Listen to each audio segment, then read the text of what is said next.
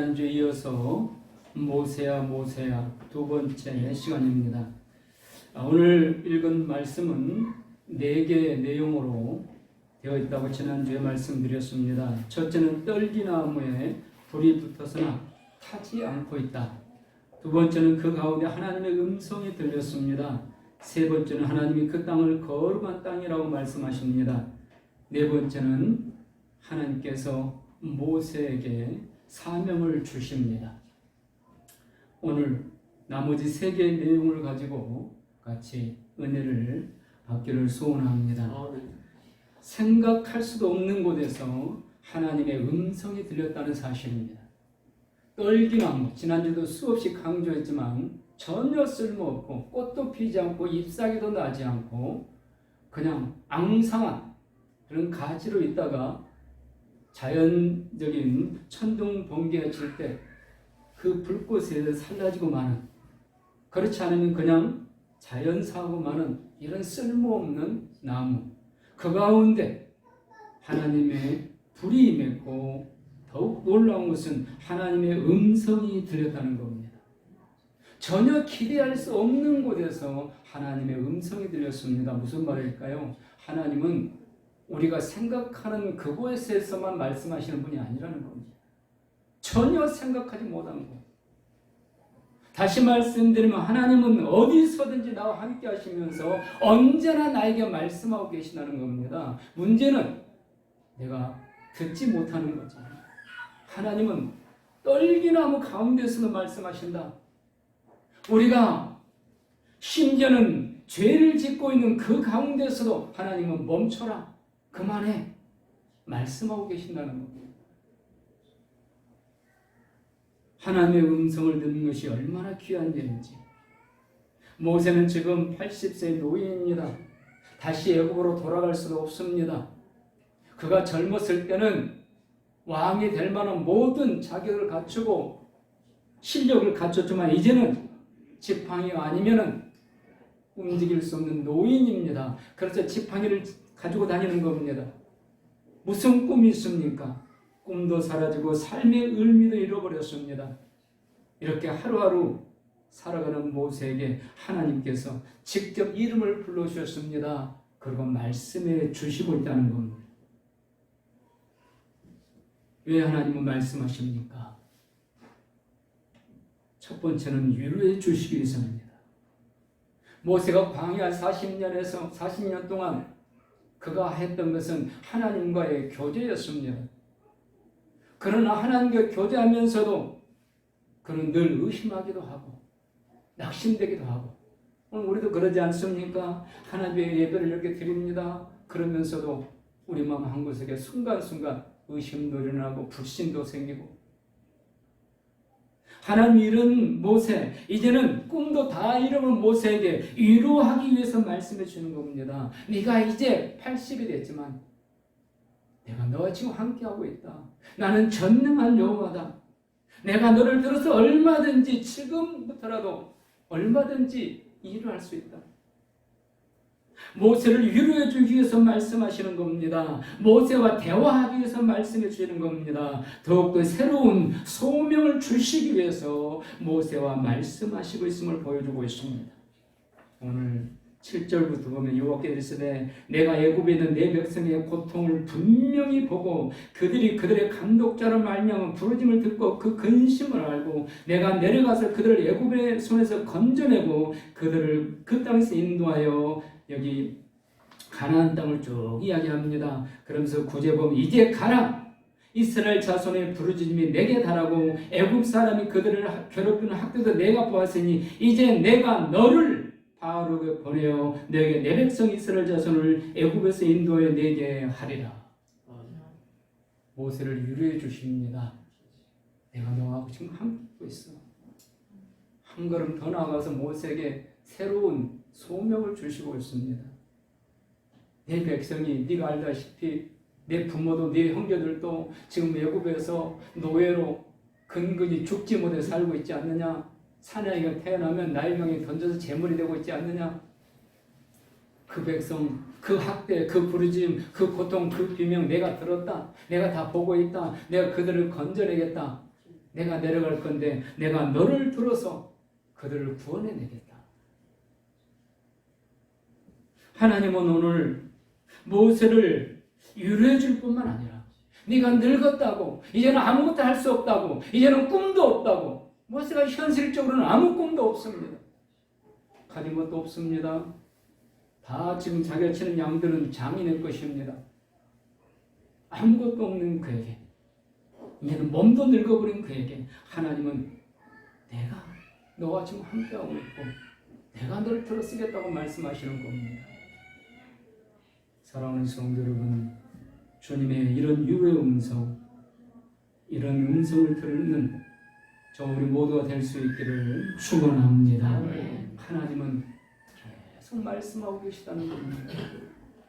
에레미야 7장 23절에 하나님이 이렇게 말씀합니다. 너희는 내 목소리를 들으라. 그리하면 나는 너희 하나님이 되겠고.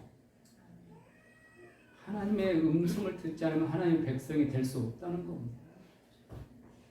교회 나와서 예배 드리십니까? 하나님의 음성을 들으시는 게 예배입니다.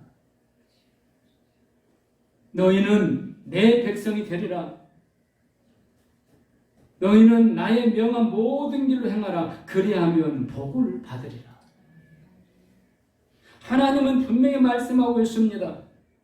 교회에 열심히 나오는 사람, 교회에서 열심히 뭔가 하는 사람, 그 사람을 내 백성이라고 말씀하지 않습니다. 내 목소리를 들으라. 그 사람은 내 백성이 되겠고, 네가 목소리를 들었느냐? 그러면 내 개인적인 생각, 사사로운 감정 다 내려놓고 내가 명한 모든 길로 행하라. 그리하면 복을 받으리라. 하나님의 음성을 듣는 귀를 가지시기를 축원합니다. 그리고 그 음성을 듣고 순종하라는 겁니다. 행하라는 겁니다. 그러면 하나님이 복을 주신다는 겁니다. 성경에요. 믿음의 위대한 사람 낙심되고 좌절하고 절망했습니다. 그런데 어떻게 그들이 다시 일어서고 재기하고 마침내 성공자가 되느냐? 하나님의 음성을 들었을 때입니다. 성경을 다시 한번 쭉 이런 생각을 가지고 읽어보세요. 절망에 있을 때, 차라리 나를 죽여달라고 쓰러져 있을 때 하나님의 음성이 들립니다. 그러면 그 마음속에 꿈이 살아납니다. 삶의 의미를 다시 찾게 됩니다. 희망이 생깁니다. 길이 보입니다. 그래서 기도하게 돼요. 그리고 마침내 믿음이 생깁니다. 하나님은 그 믿음대로 역사해 주십니다. 하나님의 음성을 듣는 게 첫 번째라는 거예요. 요한복음 10장 2절부터 쭉 말씀하십니다. 하나님은 목자고 너희는 양이다. 특별히 27절에 내 양은 내 음성을 들으며 나는 저희를 알며 저희는 나를 따르니라. 하나님, 우리 예수님은요, 우리의 목자십니다. 우리의 각자의 이름을 아십니다. 그리고 우리 각자의 이름을 불러서 나를 따라오라고 말씀하십니다. 예수님의 양이라면 예수님의 음성을 듣게 된다는 겁니다. 그리고 예수님을 따르게 된다는 겁니다. 예수님의 음성을 듣고 예수님을 따르는 자가 바로 예수님의 양입니다. 참 목자인 우리 예수님은요, 앞장서서 양들을 이름 부르면서 나를 따라라고 걸어가십니다.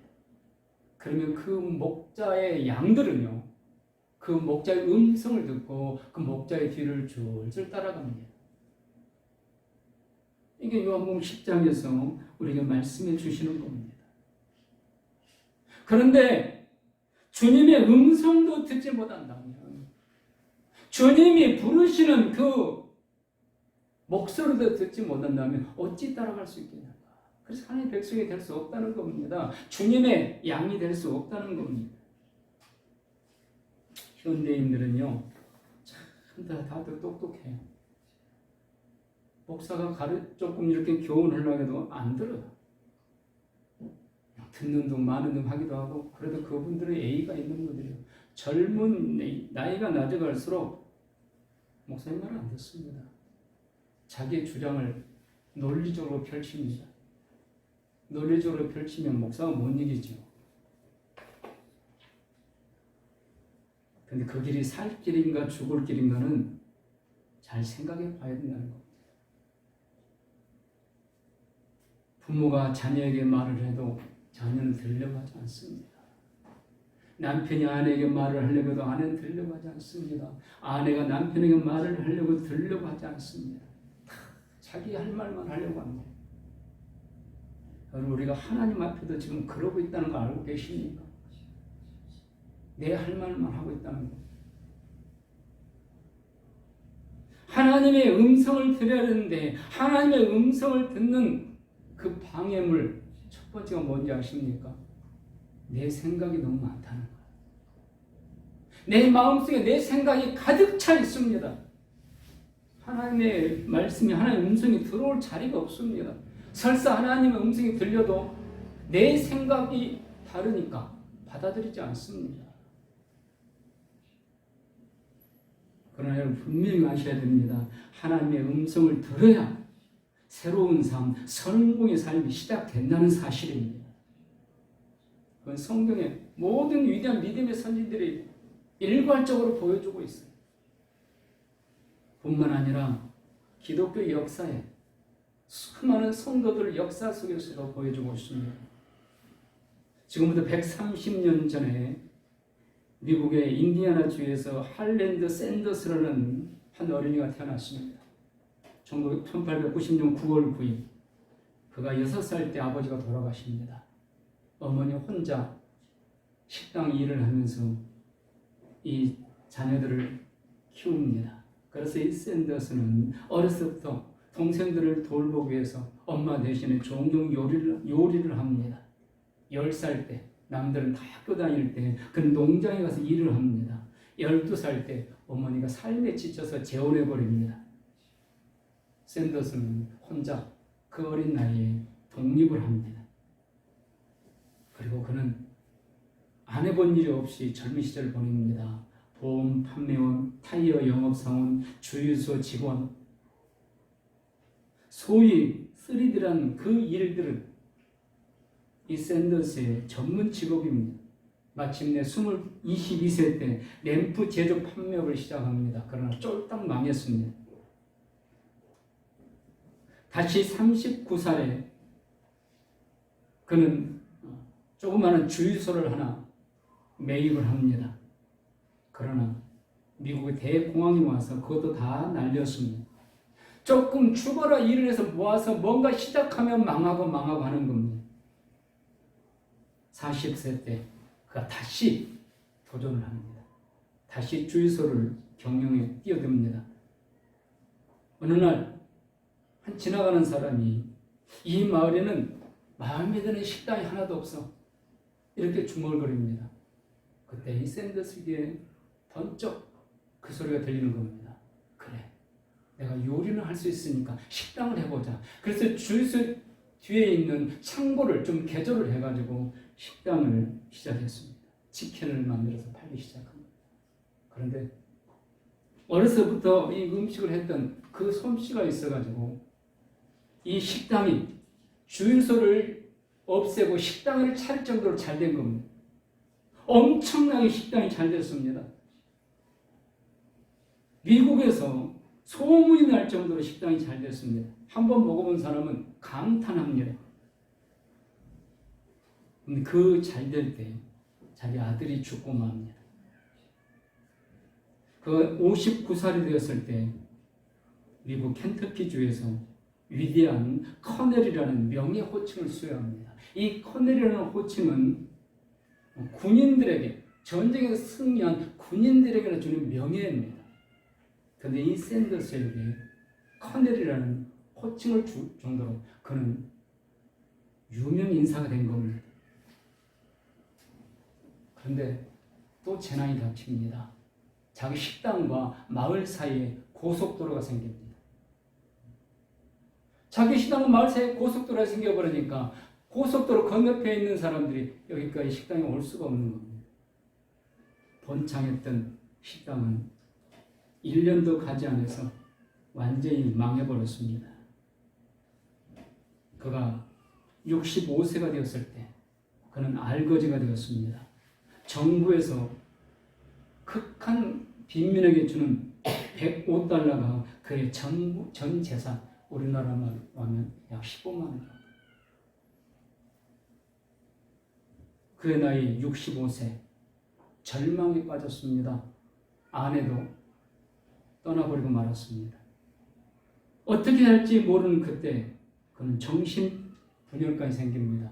정신병원에 입원까지 했습니다. 그러던 어느 날 밤 아무도 모르게 그 병원에서 빠져나와서 길을 걷고 있는데 어디선가 노랫소리가 들립니다. 그것도 여러 사람이 아니라 한 여인이 슬프게 부르는 노랫소리. 그래서 따라 그 소리를 들러 찾아갔습니다. 조그마한 교회에서 한 여인이 혼자 울면서 노래를 부르고 있는, 오늘 우리가 불렀던 찬송 382장 너 근심 걱정 말아라 주 너를 지키리.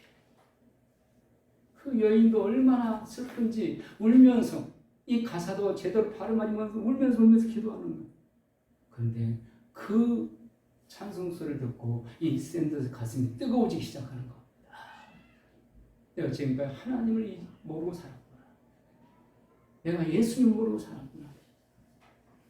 그래서 그 자리에서 펑펑 울면서 회개했다고 그럽니다. 주님, 제가 평생 예수님 없이 돈만 벌려고 가난한 거 그것만 원망하면서 돈 벌려고만 살았는데 저를 불쌍히 여기신 주님, 저를 용서해 주세요. 그날 밤 울고 불고 몇 시간을 그렇게 회개했더니 그의 마음이 시원해지는 겁니다.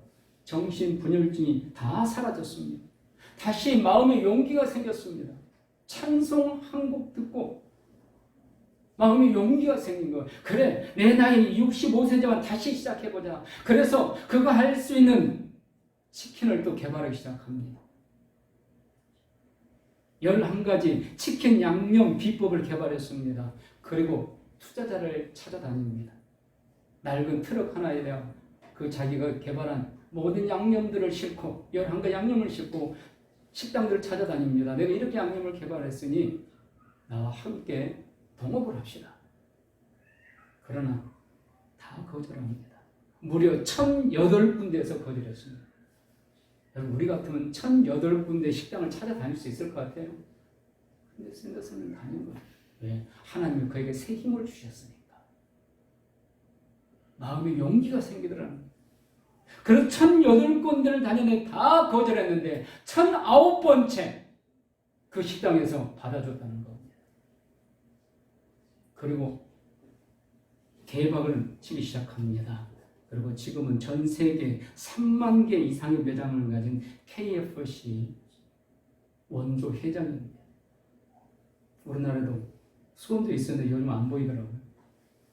우리나라에도 수백 개가 있습니다. 3년 동안 그가 1,009개 식당을 찾아다니면서 얼마나 힘들었겠어요. 먹을 것도 없어가지고 배를 불면서 물을 마시면서 그렇게 1,009군데를 찾아다니고 마침내 3년 만에 그가 예수님을 65세에 만나고 68세면 대한민국에 다시 사업하려고 하는 사람 누가 있겠어요? 돈이나 많이 가진 사람은 몰라. 근데 했어요. 마침 68세 그는 KFC라는 위대한 창업자가 됩니다. 세계적인 사람이 된 거예요. 그는 90세 세상을 떠납니다. 68세 때부터 그는 돈을 벌기 시작하자 이제는 예전과 달랐습니다. 이제는 가난한 사람을 찾아다니면서 복음을 전해줍니다. 내가 예수님을 만났더니 하나님의 음성을 들었더니 내가 꿈이 생기고 내가 용기가 생기더라.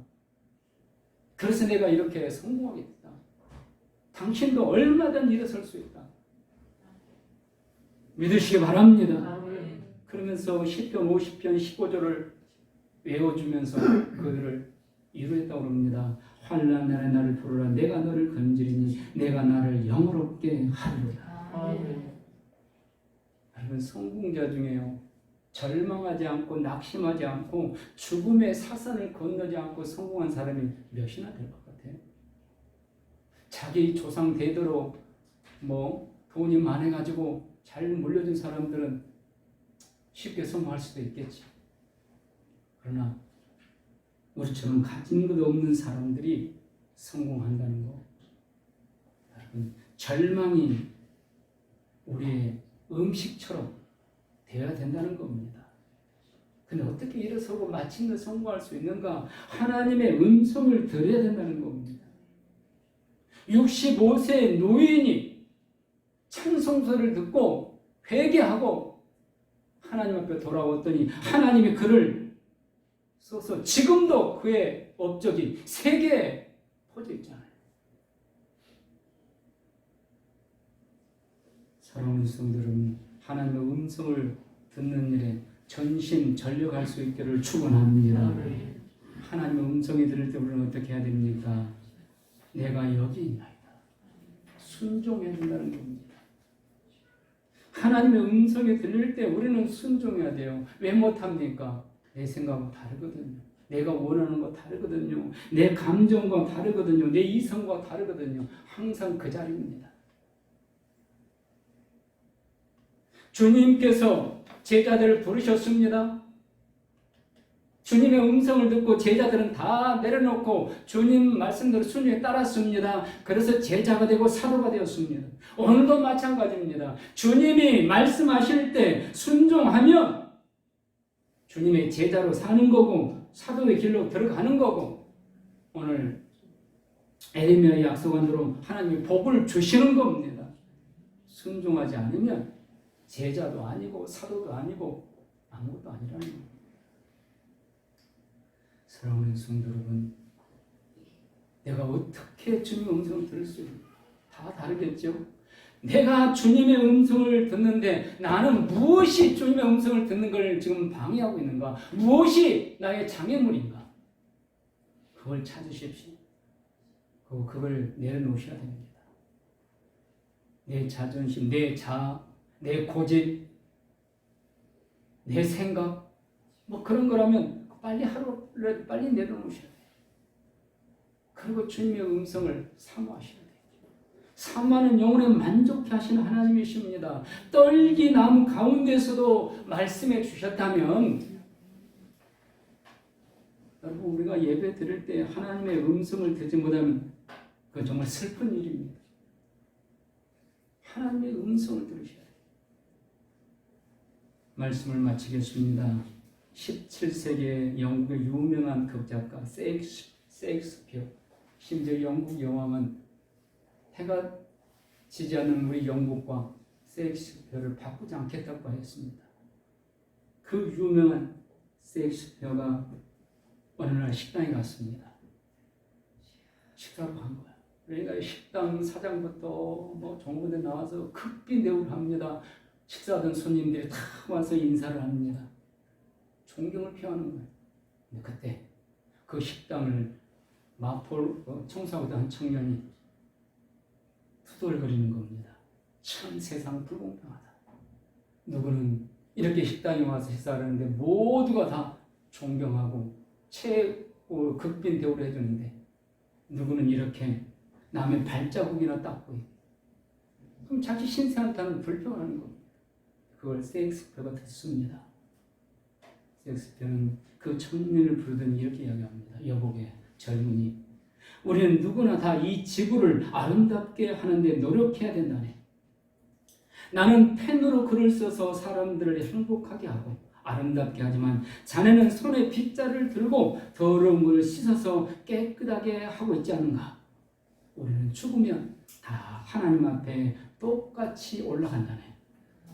빗자루를 든 자네나 손에 펜을 들고 글을 쓰는 나나 하나님 앞에는 다 똑같다네. 여러분, 하나님 앞에 보면 다 똑같습니다. 목사나 장로님이나 권사님이나 성도님들이나 한 달에 1억씩 버는 돈 잘 버는 사람이나 한 달에 돈 10만 원을 못 버는 그런 가난한 사람이나 하나님 앞에는 똑같다는 겁니다. 다만 이 땅에 살 때 내가 하나님의 음성을 얼마나 듣고 그 말씀에 순종했느냐. 단 이 한 가지입니다. 이 한 가지에 따라서 칭찬과 상급이 있습니다. 책망과 상급이 없는 이런 성도로 나눠진다는 겁니다. 사랑하는 성도 여러분, 우리는 떨기나무 같은 자들 아닙니까? 능력도 힘도 없고 힘도 없고. 제가 지금까지 몇 명이나 전도했을까? 목사님, 저도 정말 부끄러워요. 내가 목사로서 몇 명이나 전도해요. 내 영혼은 구원받았다고 천국에 간다고 기뻐하면서 나는 몇 명이나 구원해냅니까? 주님 앞에 인도해냅니까?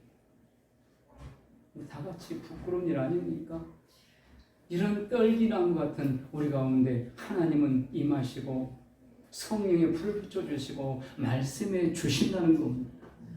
여러분, 그 음성을 들으시고 그 말씀대로 순종하셔서 복을 받는 성도님들 되시기를 주님의 이름으로 축원합니다.